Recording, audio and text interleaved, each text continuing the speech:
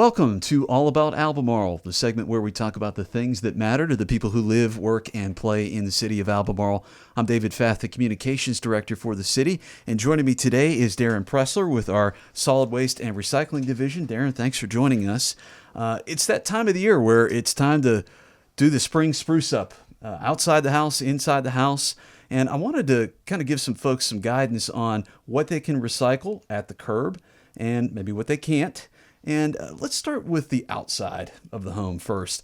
Obviously, we're starting to cut grass already, and that means you got grass clippings left over. What is someone supposed to do with grass clippings?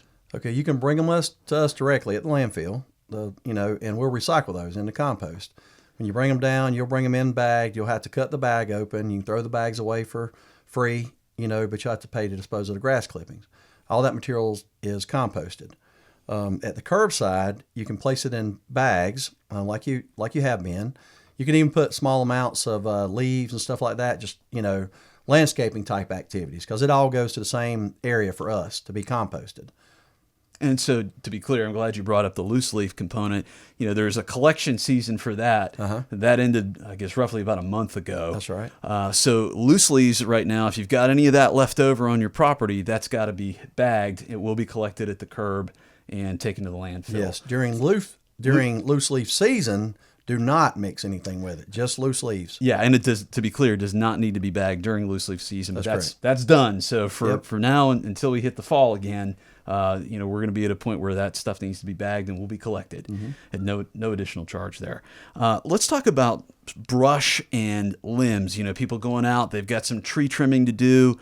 They're making improvements. They've got the debris left over from that. What are the rules on that?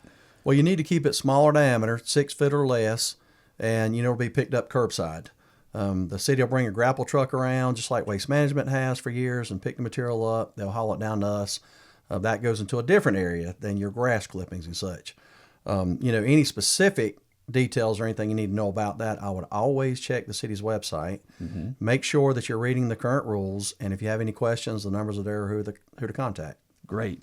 Let's talk a little bit about things that you see placed in the trash bin that could be recycled, for example. We see a lot of tablets and cell phones, smaller electronics. With lithium batteries these days, they're horrible in your waste stream.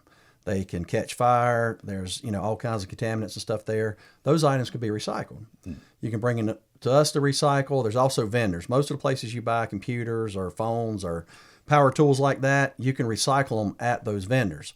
If we take it at the landfill and recycling center, you have to pay a disposal fee, which is $15 a ton or $5 minimum for electronics, which is a little to nothing to have the peace of mind that's being recycled properly. That's great. Yeah, I know a lot of times, for example, big plastic toys for children that have a battery in them, the question that you'll be asked if you're going to get rid of that, whether you're trying to put it in the landfill, is they're going to ask you, have you pulled the battery out? Yes, we can actually accept them with the battery in them at our facility. We pull it out. All of those items get recycled properly. Gotcha. Other things you don't want to mix this time of year is pool chemicals. It's not something you typically just read on the label. They don't have an advertisement where you purchase it. But things like chlorine tablets and shock and stuff like that, when you mix those in a waste stream with these different components, they can start fires and stuff. So, I would advise keeping those items for the Household Hazardous Waste Day. Unfortunately, we're past that event this year. Yeah, just had it in early April. But also check with your vendors. Like if you buy it at a pool supply place, my understanding is a lot of those places will take those old chemicals back so you don't have to store them long term, and also so you don't put them in your rollout container to cause us, that bad F word, the fire word at landfill. We don't want that. Let's talk a little bit more. What else should people avoid putting in either recycling or the trash bin? Well, you don't want to put any kind of yard waste or yard trimmings. It's easy to do to put your grass in a rollout container. That's a violation. That's a state regulatory violation of solid waste. Not our rules. That's state of North Carolina's rules. But we have to adhere to them. Again, you don't want to put electronics and stuff in either one of those. Not your recycling bin, your rollout recycling bin, or your trash bin. What about aerosol cans? Don't put those in either one. Wait, excuse me. In your rollout container for your trash, small type residential loads you can put in there. If you've got a 55 drum of the stuff, you don't need to try to put it in your rollout container. because we can't take it that way anyway. So stuff you go buy, hairspray, some bug spray, stuff like that, those type chemicals, if it's residential type quantities, you can put those in your rollout container. If you would rather they be recycled properly, again, you can save them to the once a year household hazardous waste event. Or a lot of times check with your vendor. Always check with your vendor. Sometimes that's a free route to be able to recycle some of those items. Gotcha. What else? Anything on your list that you kind of see common concerns with for things that shouldn't be placed in the bins? Other electronics that we still see sometimes are your TVs. Like they call them old CRTs, the big tube style televisions. You'll see a 20-inch thrown in somebody's rollout container. That causes problems not only on the collection side, it can tear up the collection equipment.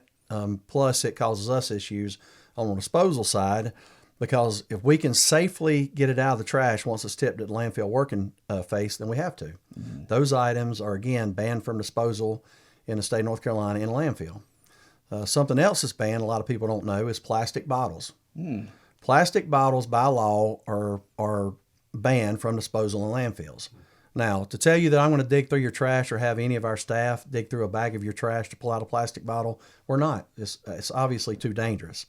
But we have ways to recycle those, and in a lot of places, I think even at on the curbside at the city, around city businesses and stuff, they have bins now or trash cans where you can put those bottles and stuff in.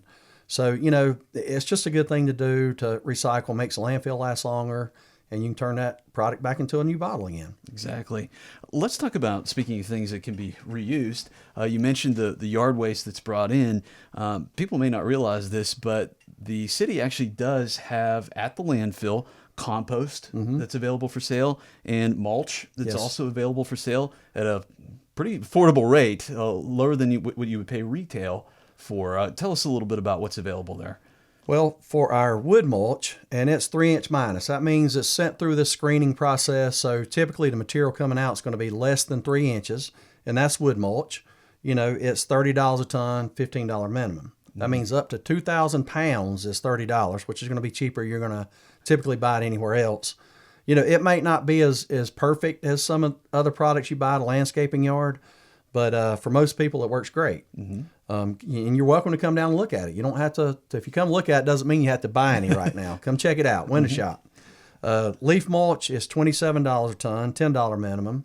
And so again, for $27, that's 2,000 pounds of pure leaf mulch compost. And that'll jumpstart the garden. It does. And an easy way to describe it is if you ever opened up a tub with fishing worms in it, it looks like that type material. It's really black, it's moist. It's a good organic matter to put back into your garden or lawn. Lots of good things that you may not think of at first glance that you can find at the landfill. And like you've always said, check for availability. Yeah. Call ahead because it is popular. Yep. And we do have that information on the city's website. And always make sure that before you go, you know what's available. Yes, sir. So, Darren, we appreciate you. Yes, sir. Thanks for having us again. Kind of breaking down some of the common issues that we run into on recycling and trash collection. So, appreciate the time. Thanks, David. Yeah, that's all the time we have this week for All About Albemarle. Don't forget to follow the City of Albemarle on Facebook, Instagram, and LinkedIn.